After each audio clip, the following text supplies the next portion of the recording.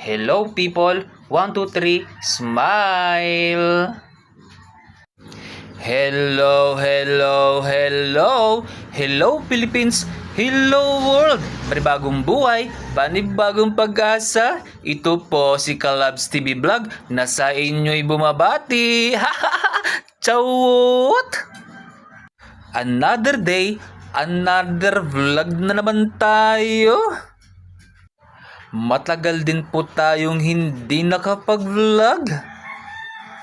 Marami kasi akong ginagawa. Naging busy kasi tayo sa tindahan. Di ko alam kung paano ko palalaguin ang tindahan. Gusto ko pa sanang palaguin pa kaso wala tayong puhunan. Pero hindi po tayo bibitaw. Opo, kay Ama, hindi po tayo bibitaw. Basta mabuti ang ating puso sa ating kapwa at wala po tayong tinatapakang tao. At ang pagbibigay ay may kapalit na gantimpala. Bago po tayo magbukas ng ating tindahan, mag-e-exercise po muna tayo. Matagal-tagal din po tayong hindi nakagamit nito.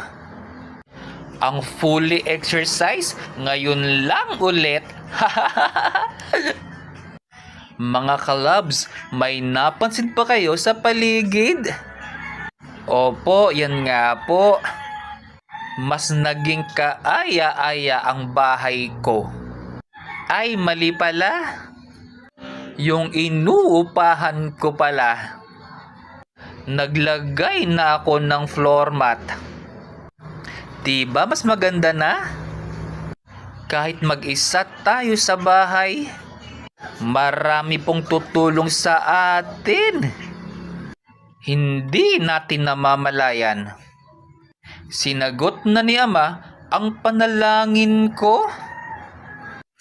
O siya, may i-share lang po ko sa inyo mga kalabs. Pag di ka mahalaga, umalis ka.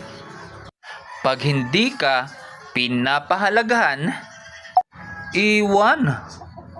Kasi pag hindi mahalaga, minsan kung paano mo kamahal ang tao, ang tanong kasi kung mahal ka ba, pabalik.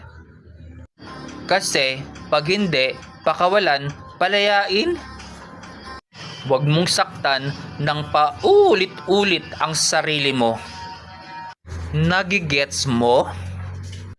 Sir, mahal ko eh.